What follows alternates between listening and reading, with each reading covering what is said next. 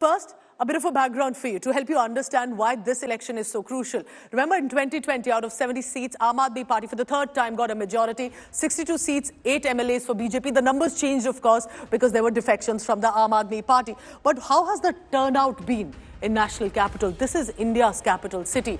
The turnout, however, has been hovering around 60-65%. In 2013, when for the first time Aam Aadmi Party that was founded and contested elections, remember the fervor that we saw defeating a giant Sheila Dikshit, 66% voter turnout. The queues went till the late evening, I remember.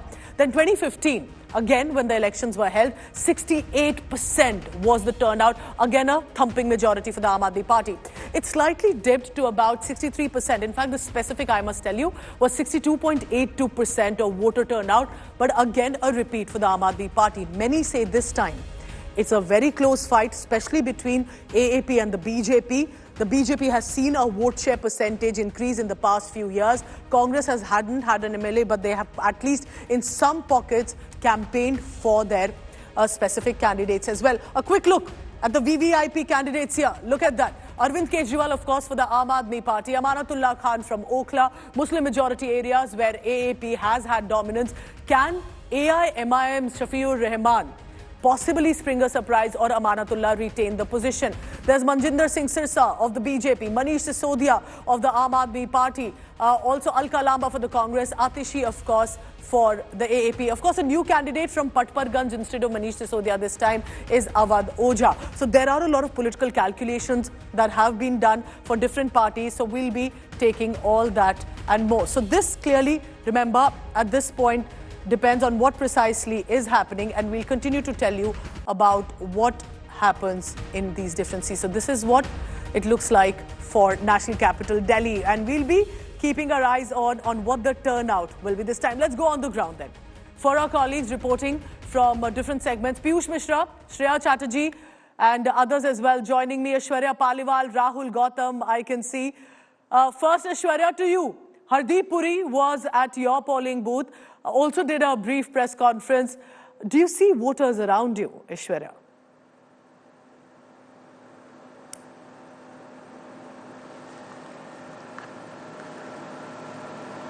All right, Shreya Chatterjee joins me. Shreya, if you can hear me, has the number slightly increased? It's also a high-profile zone, the who's who coming at your polling booth.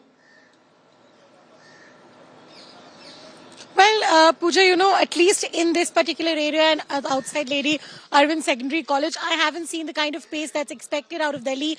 We would actually request people to come out and vote in large numbers, probably because it's one of the posh areas where most of the bureaucrats reside and the MPs and MLAs. We are yet to see that pace actually take up. We've already seen Manish Sisodia cast their votes. We've seen almost all leaders across political parties ensure that they send out a message that people from Delhi come out and vote in large numbers, because that's going to be the key decisive factor for the next 5 years for the national capital. But the kind of politics that we've seen, Pooja, play out, we've seen, host of cases that the Aam Aadmi Party had to go with, the entire liquor policy phase. They came out as one flock. They have fought this election. The BJP has constantly attacked the Aam Aadmi Party on the Yamuna issue. There have been freebies distributed by almost all political parties, Aam Aadmi Party, BJP and the Congress. Who's won clicks with the voters will be deciding who wins the national capital. But we are expecting some more people to actually turn out, come out and vote, because at least where I am right now in the New Delhi constituency, it doesn't really seem that people are coming out with enthusiasm to vote right now. All right, so all our colleagues on the ground there, and likely after a nice hearty breakfast that the Delhi residents have had, maybe then they'll go across and decide to cast their vote. I request our colleagues to please stay on with me, because I was telling you about the turnout, remember, and the turnout that has been about 66%, 68% and 62.82% that has come in for national capital Delhi. But it's also important to understand how it has been over the past few years, and that's why, to help you understand, and let's go across on the ground, Rahul Gautam is joining me. Rahul, I see a lot of heightened activity around you. Tell us, what is the mood like, and what, according to you, Rahul, because you've been on the ground and you closely track the Congress party, what are the issues that you believe that Delhi voter is going to come out and vote?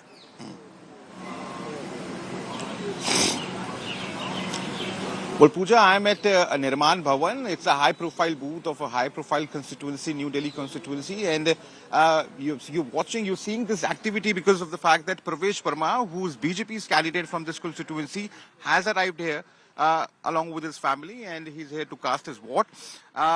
A short while back, Rahul Gandhi was here, and around 11:30, we've been hearing that Sonia Gandhi will be coming to cast her vote.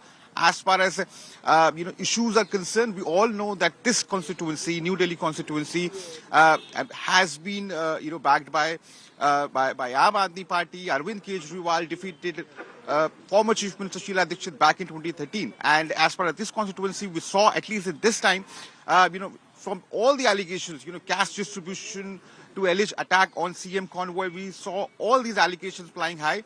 And in fact, air pollution, Yamuna pollution, jobs, and in fact, because there's a huge amount of now you can see that there's some movement because of the fact that Pravesh Verma is now coming out. And you remember how he has been trying to corner Arvind Kejriwal in this constituency, alleging that how no work has taken place in this constituency in last 10 years.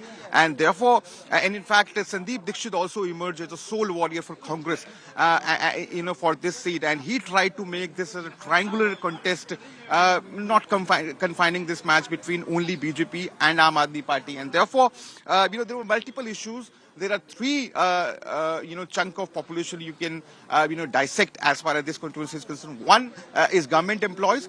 The other is Dalit community, Valmiki community, and the third is Purvanchali or UP or migrant people who have come here from UP and Bihar. So these are the three main. Rahul, the Lieutenant Governor of Delhi, consistently in a conflict with Arvind Kejriwal's government. जो first time voters हैं उनसे भी appeal की थी कि वो भी vote करें। ये लोकतंत्र का पर्व है। आप 5 साल के लिए अपनी बागडोर किसी को सौंपते हैं, तो इसलिए हर नागरिक जो वोटर है उसको वोट करना जरूरी है।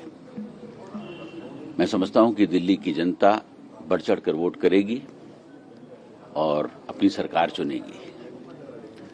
ये इसलिए भी जरूरी है कि आपके वोट से ही निर्धारित होता है कि आप क्या चाहते हैं अपनी सिटी में, अपनी स्टेट में। आज का दिन ड्यूटी का दिन है, छुट्टी का दिन नहीं है। और मैं एक बार फिर दिल्ली की जनता से अपील करता हूं कि वो बढ़ चढ़कर वोट करें और इस पर्व में शामिल हों। सर, बतौर एलजी और दिल्ली का सिटीजन होने के नाते आपके भी क्या मुद्दे हैं जिनको ध्यान में रख करके आपने भी वोट जो है वो आज कास्ट किया? देखिए, दिल्ली में बहुत सारी चीजें हैं जो जनता की निगाह में है। पोल्यूशन एक बहुत बड़ा मुद्दा है, कूड़े के पहाड़ बहुत बड़े मुद्दे हैं, यमुना की सफाई एक बहुत बड़ा मुद्दा है। इस तरीके की बहुत सारी ऐसी इश्यूज हैं जो जनता को मेरे ख्याल से ध्यान में रखना होगा। और शायद अभी जिस तरीके की वोटिंग हो रही है, मुझे यकीन है कि इन सब मुद्दों को ध्यान में रखकर ही वोटिंग होगी। Thank you so much. Now, Lieutenant Governor of Delhi, consistently remember in confrontation with Arvind Kejriwal as Delhi CM. But right now, as he casts his vote, appealing to one and all, in a very important word that he said, this is not a holiday. This is a day of duty, of responsibility.